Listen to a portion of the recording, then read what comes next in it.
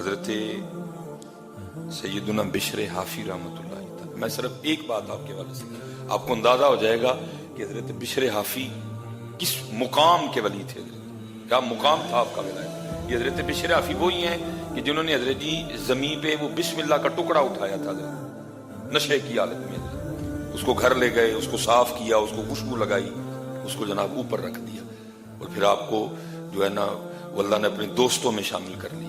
یہ وہی بشر حافی ہیں۔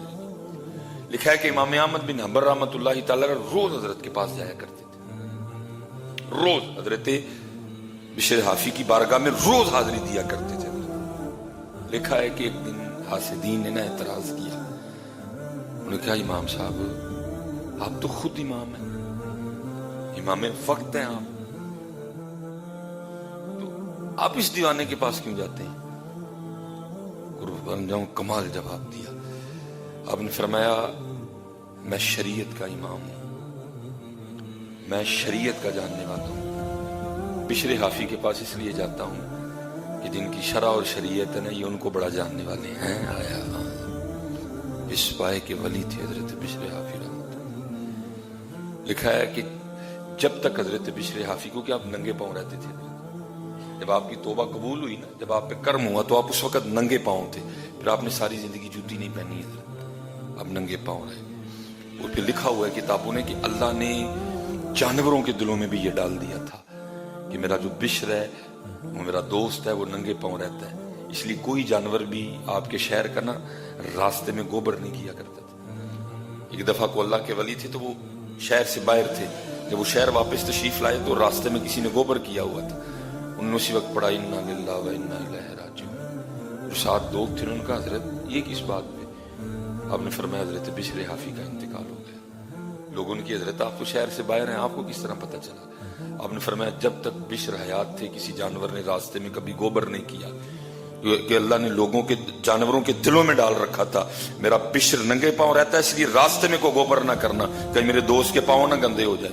یا جو راستے میں گوبر پڑا ہے اس بات کی نشاندہی کر رہا ہے کہ حضرت بشر حافی کا انتقال ہو گیا۔ اس قدر اتنے جلیل القدر اللہ کے دوست تھے حضرت، اتنے شانوں والے یہ اللہ کے ولی تھے حضرت بشر حافی رحمۃ اللہ۔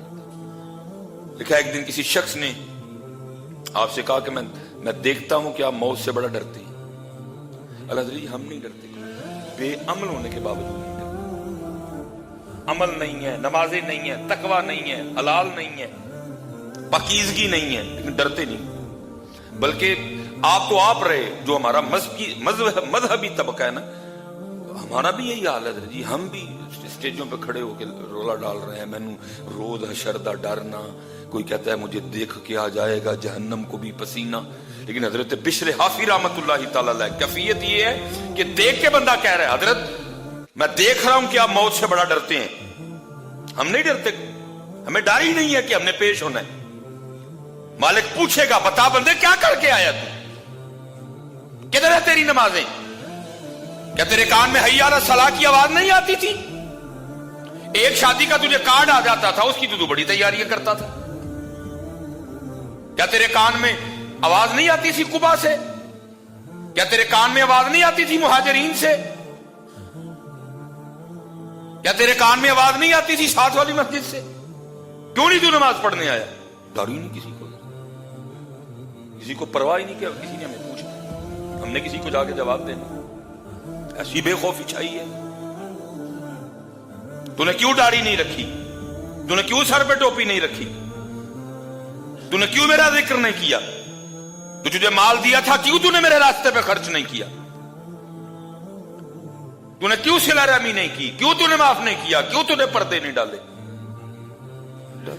ایسی بے خوفی تاری ہے، کوئی ڈاری نہیں کسی۔ اور حضرت بشر حافی کی حالت یہ ہے کہ کوئی دیکھ کے آپ کو کہہ رہے ہیں حضرت میں دیکھتا ہوں کہ آپ موت سے بڑا ڈرتے ہیں، میں دیکھتا ہوں کہ آپ موت سے بڑا ڈرتے ہیں۔ تو آگے سے حضرت بشر حافی جواب کیا دیتے ہیں؟ فرمایا موت سے ڈر نہیں لگتا، ڈر تو اس کی بارگاہ میں جا کے جواب دینے سے لگتا ہے۔ موت سے ڈر نہیں لگتا، ڈر تو اس بات پہ لگتا ہے کہ اس کی بارگاہ میں جا کے جواب کیا دے۔ اور ہمارا حال یہ ہے کہ ہم انتظار کرتے ہیں حضرت کوئی مصیبت زدہ کو پریشان ہو، ہم پھر اس کے پریشان ہونے کا فائدہ اٹھائیں۔